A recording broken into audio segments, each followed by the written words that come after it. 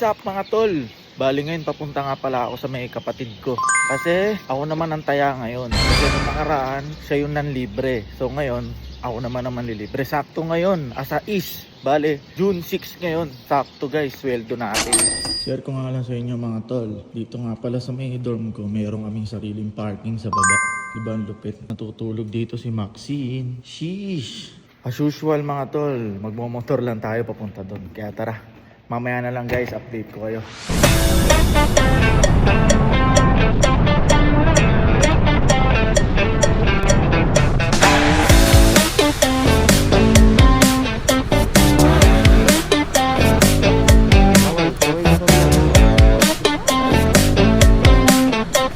Yun, na-miss ko nga pala mag voice over gamit itong DJI Mic 2 natin. So for today's video nga ay saktong-sakto at asa is ngayon ay payday yan. Kaya samahan nyo ako mag-withdraw at ito nga pala yung sinuweldo natin ngayong buwan. Hindi nga pala kami pare-parehas ng sweldo dito ha, napalaban lang tayo sa OT kaya medyo lumaki ito ng kaunti. At kung usapan namang pagpapadala ng pera sa Pilipinas si Matic, kay Pilmani tayo. Simula nga nung dumating ako dito sa Taiwan ito na yung pinagamit sa akin ng mga katrabaho ko. At ito din yung ginagamit ng mga iba nating kaibigang content creator dito sa Taiwan. Tulad nga nitong si Utol JRTV o mas kilalang Chuchang.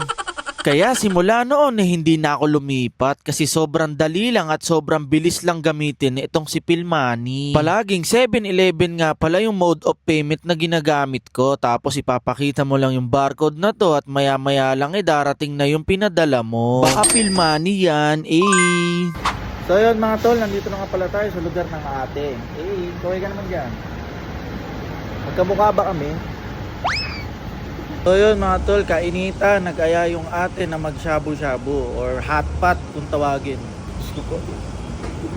Tingin nyo yung panahon guys, kainitan. Hindi pa kami kumakain ng hot pot, tulo na yung pawis ko. So yun tayo naman, sa'yo ba't naisipan mo mag-shabu-shabu tayo? Wala na. Bali ngayon, ako yung taya. Kasi nung nakaraan siya yung nanlibre doon sa may Venus Barbecue na kinainan natin. Masabi mo yung kinainan natin dati na Venus Barbecue? Sarap. Next time siguro mas babalik kami doon, sama natin si Sheena All para food trip malala talaga. So yun guys, kain muna tayo.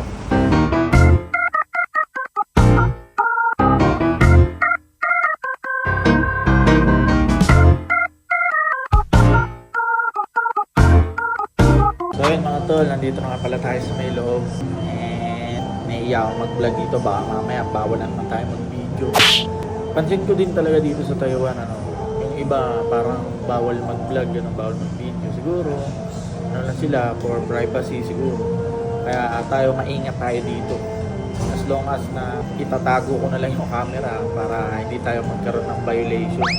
Bale, dito nga pala tayo pumesto sa may harap para kita natin yung motor. Di ko na kasi tinanggal itong Insta ko kay Maxine para mas nababantayan natin. Tsaka less hassle, kaya dito na lang tayo sa may harap pumesto. Yun guys, ganito nga pala mag-hotpot dito sa Taiwan. Bale, tutor ko kayo.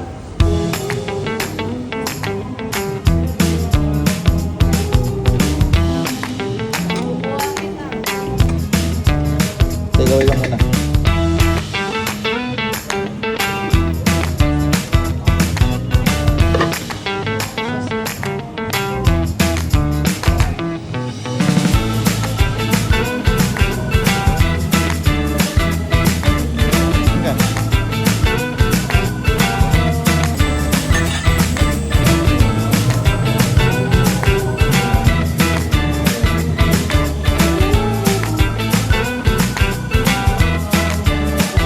Galing. Ito ba yung automatic? Wala ka, hindi ko na videoan. Lagay. Look guys, may automatic pala dito. Lupit. Hindi ko na videoan. Palakat-lakat kasi kami dun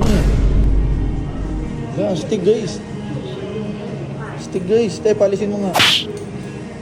Wala, ganito pala dito sa Taiwan. May automatic. Wala, na-amaze ako dun. Na-amaze ako dito First time ko makakita ng ganun. Nakala ko sa napanood ko kasi yun. Meron pala dito. Pangit ko dyan. Meron pala dito din, hindi mo sinabi. Hindi ko na videoan yung nagsiserve siya sa amin. Maya. For the view sana. Bali guys, ganito nga pala ang setup dito sa may shabu-shabu ng Taiwan. Isiset mo lang yung parang initan ganon. Yung lugos kumuha lang pala ako ng kanin. Tapos tigi sa amin ng itlog ng ate. Bali, ito nga pala yung order namin. Tapos ito yung sa kapatid ko. Tapos may popcorn, toyo, tsaka parang noodles siyang binili. Ang gara, no? Hotpot sa katanghalian. Kain po tayo. Bye-bye.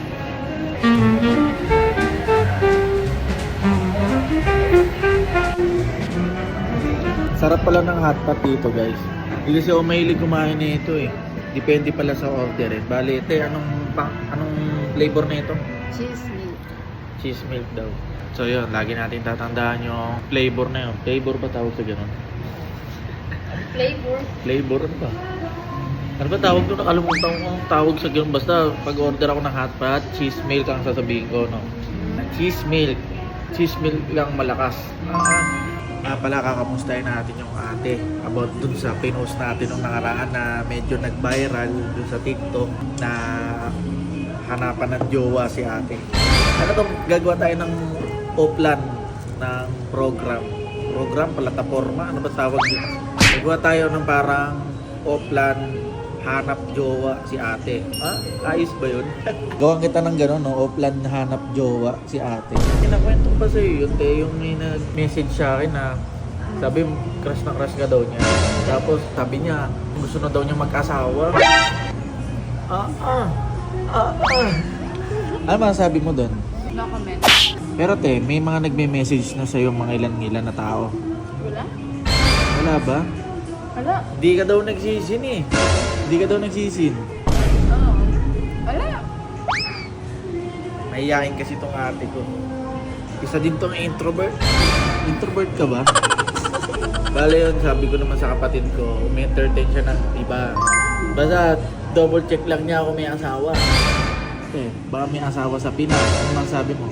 Meron. Meron. Pero single. Puro daw may asawa sa Pinas, sabi niya eh. Joke lang. Sabi nga, the right person is dumarating sa tamang oras. Tuloy na English mo. Yung ganun lang kaya ko eh. Napuputol. Basta, ang tamang tao ay dumadating sa tamang oras. Tama? Tama? Sabi mo, tama. Tawa.